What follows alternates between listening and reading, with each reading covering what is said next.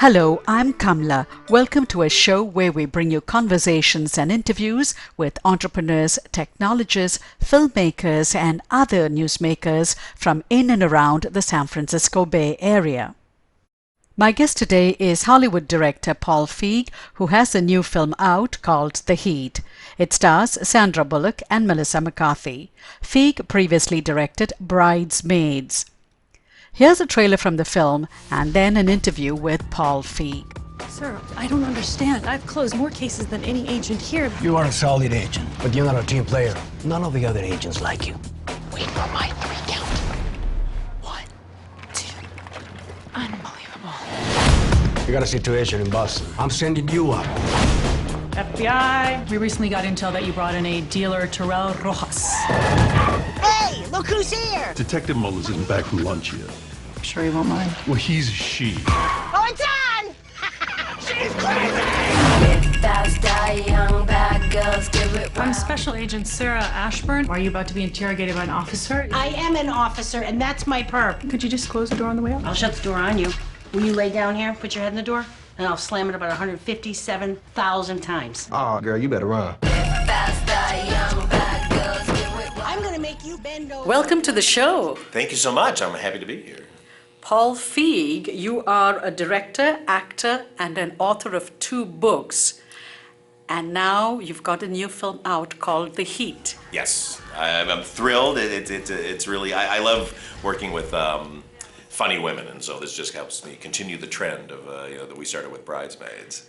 How did you discover the script for The Heat? It was sent to me. The Chernin Company sent it to me, and I opened it up, and it said the untitled female buddy cop comedy, and I was just like, I'm in. I mean, you're like, I hope the script's good because I love that idea, and then the script was so funny, and then I knew Melissa that Sandra was interested in doing it, and then when I read it, it just seemed like such a no-brainer for Melissa to play the other part, and it fell together very quickly. What was it like growing up in Michigan as an only child to parents that were in their 40s when you were born? Yes, exactly. I was an only child, but the nice thing was I grew up next to a family of 8 kids. So, and they were like my best friends, so I actually had the best of both worlds because I can go and have a giant family experience and then come home and have my own bathroom, or at least a bathroom I only had to share with my parents, so it made it much nicer. And were they Irish by any chance? No, they're not actually. They were, I don't even know, actually they're the Sampsons. Maybe they were, I never delved into that. I'm going to see them actually in Detroit when I go there in a couple of days to show the movie. So the reason I ask is in the movie The Heat, you showed 2 characters, women. Mm-hmm. One is sterile emotionally, uptight. She's a bit of a nerd and a geek. Right. And the other is this boisterous, over-the-top, I want to do it my way kind of a woman who belongs to a dysfunctional Irish family. Yes, exactly. Since we set the movie in Boston, it was like, well, we got to go Irish, and Melissa is Irish actually, and it just all kind of fell together. And the great thing was the who we picked for her to be her family are all Boston natives. I mean, they all grew up in Boston, from Jane Curtin to Joey McIntyre and Bill Burr. All of those people were from Boston. So originally, they embraced that spirit, and then we just kind of set them loose because they're all so funny and they kind of do a lot of improv, and we just kind of let them go, and they were just hilarious. Why did you choose Boston? Well, Boston actually started out practically. It was a movie. It was written to take place in New York, and then we realized we could kind of get more for our buck in Massachusetts. And just everything I've shot has always sort of been taking place in one city that we're trying to make look like another city. And I said, I want to show off the place I'm at, and I love Boston. And so Katie Dippold and I, the writer, just said, let's just change it to Boston. And so we got so much more comedy out of that by playing into the sort of the Bostonians and the accent, and it was fun. I love Boston. So I have an evil thought. Please. In the first movie, you show a Midwestern city, Chicago, that area. And the second movie I want to submit humbly to you is because of your Anglophile proclivities. Nice. So you probably wanted that Boston accent incorporated in the movie somehow. And there is a clip in the movie where they riff on the Boston accent. Yeah, with the whole "Are you a knock? Are you a knock?"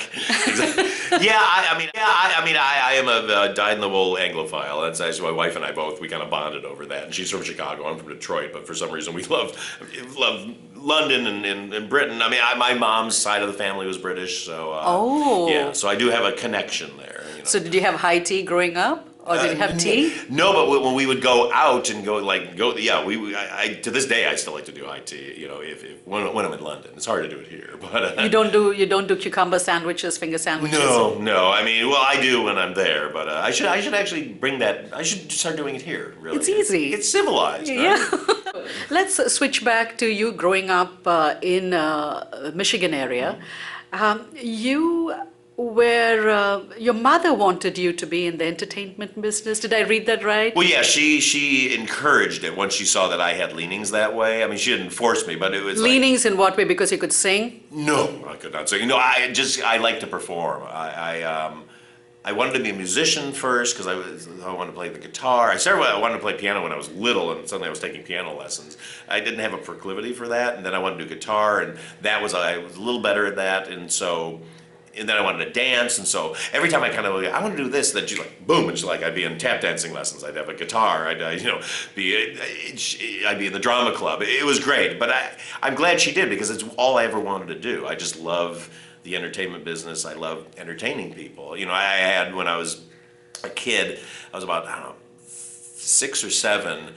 And I was in the choir, and we had a big thing in front of the school, and we sang the song Yellowbird, which is like a Jamaican song. And the teacher wanted to have a little band kind of playing, and so they gave me like a conga drum and put this stupid hat on me and stuff. And so we were in front of the whole school, and we started doing it. I just go into this kind of like goofy playing the drums and dancing around, and we started to get all these laughs. And so I'm going for it more and more, and I like the place is like going crazy laugh-wise. And that was the moment I was like, I want that for the rest of my life. I always want to make people laugh, and that kind of suddenly I was obsessed with doing comedy. And you watch a lot of Marx Brothers. Yeah, big Marx Brothers fan. All the old comedies I love of Laurel and Hardy and Marx Brothers and old silent comedies like the Charlie Chaplin and Harold Lloyd and Buster Keaton. Vaudeville to yeah to everything after that. Yeah, I really love the roots of comedy. I like the motivations that the comedy was about. Because today I don't enjoy kind of comedies about like people trying to get laid and stuff like that. That's not as funny to me. Like I like the Three Stooges. Like half of their quest is like trying to find free dinner. Like I find that funnier because it's almost like primal need comedy where it's really about just trying to survive in the funniest way. I enjoy that. So you like words. You don't like slapstick, but you also like words. I like word comedy. I like physical comedy a lot.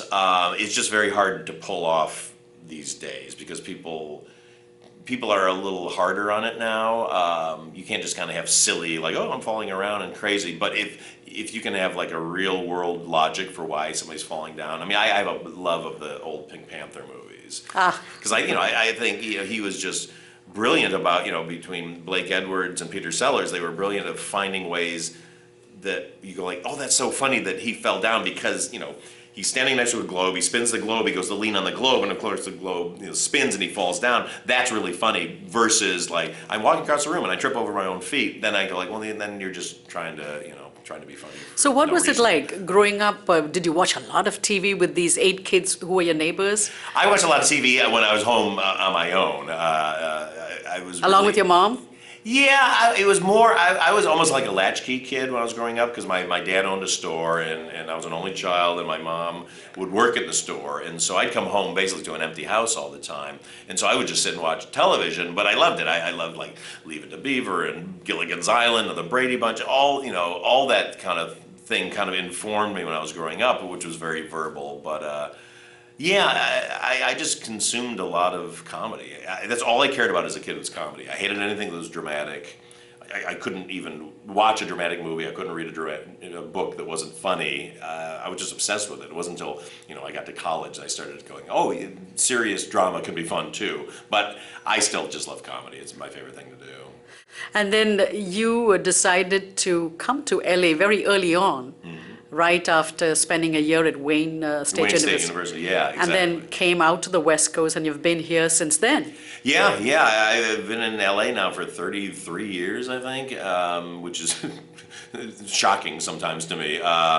Yeah, you know what? I wanted to be in showbiz, and that's where showbiz is. And the nice thing now is now that I'm doing more movies, you can actually, you know, and at least people know who I am now in the business, so at least I can be a little more mobile. I have a place in New York too, and we try to spend a lot of time there. How did you made very early on Freaks and Geeks, Yeah. which is a cult TV show today, but it was not very easy for you. No, I mean, we got canceled, and it was hard. It was not considered a success at all. It was considered a bit of a failure. And then, then I made a few movies that didn't do very well, and went into what we call movie jail, where suddenly they don't want you to make movies anymore because you know you're in charge of a lot of money, and you need to make a lot of money from those films for them to feel good about it. I just kept doing what I was doing, and the good thing is I always had television directing to fall back on. And I did that for, a good 10 years where I was just directing a lot of TV, and I was just lucky enough that I happened to fall into some of the best shows of the last 10 years. That's right, Arrested Development, Mad Men, Office. Yeah, And they're all different. Yeah, very different. Yeah, like Nurse Jackie is completely different from, Arrested Development. And it was, I have a great agent, television agent, Renee Kurtz, who really has always steered me to, she has a great radar going, like, this show's going to be great, this show's going to be, something you want to do. And I've always kind of followed her lead and have fallen into the greatest shows. Tell us about Mad Men. Mad Men is great. I mean, I did one in the first season, and it was a blast. I mean, I really relate to Matt Weiner, who runs that show, because he is very into the attention to detail that I was very into on Freaks and Geeks, where it's it's about that minutia that can make you either feel authentic or make you feel fake. And he was very into that minutia, and so it was really fun to kind of go into somebody else's world that was as finicky as the one I had created earlier. So the minutia is a key thing in your story and direction, and that comes through in The Heat also. Oh, good. Because you emphasize characters, like I think one of the things that... Well, character, it's all about character at the end of the day. And humor will fall into place. I never worry about the comedy because you need to get the emotional story right. You need to get the characters feeling three-dimensional. And once you have that, then you hire funny people and then start to kind of use their personality and use their ideas and get their input. And so then the comedy just kind of will come naturally out of it. Comedy doesn't work when you're forcing it in. You're trying too hard to make it big, or you're going for the joke over the story and the character. So as long as you're sticking to that, then the comedy can grow out of that. You never want to go joke to joke. If you're just doing a movie that's just funny and there's no real stakes and there's nothing you're investing in, you'll just wear out an audience. And then you're only as good as your jokes, and your jokes have to be fantastic. And it's just too hard to have it that many. What you want to do is create a situation where the audience feels like the people in the movie are their friends. I would kind of sum it up this way. If you're out to dinner and you're sitting with your friends and you're having a great time, you're laughing, and they're making you laugh because they're doing something that is crazy for them to do, and you're just having the greatest time, that's a lot of fun. If you're at a restaurant and you're sitting next to a group of people that you don't know who are doing that and laughing and cracking up, it's not funny because you're like, well, what are they laughing about? Everything they say doesn't sound that funny because you're not invested in those people. You don't go like, oh, it's really funny when Bob does something outrageous because normally he's really quiet and reserved. So this is so weird that he's drunk and doing this, or he's making a funny voice. So that's my job as a director in a movie, especially because you're introducing an audience to characters they've never met before. You have to get them to really immediately kind of go like, oh, I like this person. Oh, I know what this person does. So now when they do this, that's funny because I didn't expect that. So that's kind of the challenge that you have to do. And that's why you need to have actors that are great at what they do and are likable and have that charisma that where you just, you kind of go, oh, I like this person. I want to follow them for 2 hours. Melissa McCarthy. She is very special to you. Yes, I love Melissa. She is the greatest. I mean, I didn't even know about her until we did Bridesmaids and when she came into audition, and have great guilt that I didn't know her before that because she was already famous from Gilmore Girls and all that. And so, and then we just kind of just hit it off. I mean, we have a very similar sense of humor, and it's rare that you find that the person that you go like, we're just in each other's head. Like we know, like I didn't even have to give a full direction. Like try it, and she, oh yeah, I know what you want. You know, so you can read each other's minds literally. Weirdly, I feel like that. Yeah, and it's really fun because then I go like, oh, I in the middle of a scene go like, oh, I see what if we did this would be really funny because she's going in this direction, and so it's a very organic thing. Comedy, it's what bad comedy comes from is when you just kind of shoot the script and you're not paying attention to what's happening on the set. You hire funny people and then you have to really let them do their thing and then adjust as you go along. Everyone should be inspired on a set of a comedy, and I have the writers with me. Katie Dippold, who wrote the movie, was with me the entire time. She's the Parks and Recreation. Yeah, Parks and Rec and Mad TV. She was there. We bring other writers in and out, and so we're all kind of throwing in our ideas as we go, and so you're getting something that's very in the moment and feels very fresh and not overwritten. And music is an important ingredient in your films. Huge. To me, music is the most important thing to find and get right. It almost feels like a Bollywood movie. That's the greatest compliment I could ever get. My wife is obsessed with Bollywood. You should know this. Is she? She's absolutely obsessed. We're actually friends with we're friends with Uday Chopra. We actually got to meet Priyanka Chopra. Right. Yeah, we got to have dinner with her. So you know Gerard Butler then? Oh yes. Okay, because you got married in Kills. Yes, exactly. Yes, thank you. You did your research. I did. And Groove is in the Heart. When was the first time you heard that song? When it first came out, I loved that song. And then it was when I wanted to do this dance number in the bar, and it was so Midwest, I'm sorry. I know, it's so nerdy. I mean, it's hilarious. But I've always loved that song. And so yes. It's like, you know what? When you're drunk and you're in a crappy bar, you got to put that song on and dance. And REO Speedwagon, what is the special connection that you have with them? I loved, when I was a kid, I just grew up loving REO Speedwagon. I got their live album and just would play it over and over again in my room. And you had your first date there? Yes, yeah, I had a very unsuccessful date at REO Speedwagon concert. You have really done your research. That's all I'm going to say. Paul, it was a pleasure. And Thank if we you. wanted to play a song for you, what song should we play? Oh, what would you play? Play any James Brown, anything with James Brown. I Feel Good? No, let's go to the Payback, Big Payback. Okay, Big Payback by James Brown. Thank you. Thank you so much for your time. Cheers, thank you. Thank you.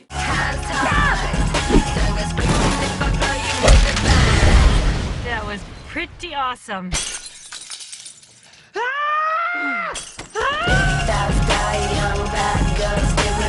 You are killing us out there.